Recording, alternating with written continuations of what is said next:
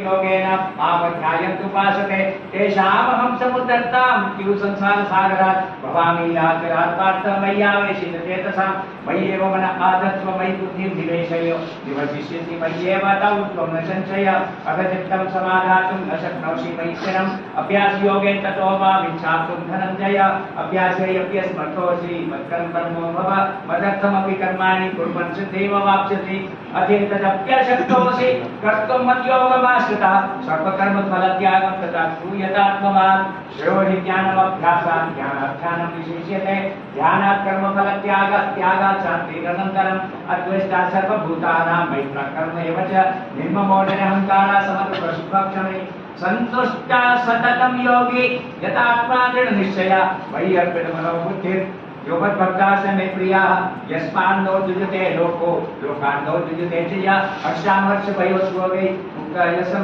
च मे प्रियः अनपेक्षा सुचिर्दक्षा उदासीनो गतव्यथा सर्वारम्भपरित्यागी यो मद्भक्ता स मे प्रियः यो न हृष्यति न द्वेष्टि न काङ्क्षति शुभाशुभपरित्यागी भक्तिमान् स मे प्रियः समाशत्रौ च मित्रे च तथा मानापमानयोः शीतोष्णसुखदुःखेषु समासङ्गविवर्जितः तुल्यनिन्दास्तुते मौनी सन्तुष्टो येन केनचित् अनिकेतास्तिर्मतिं भक्तिमान् मे प्रियो नरः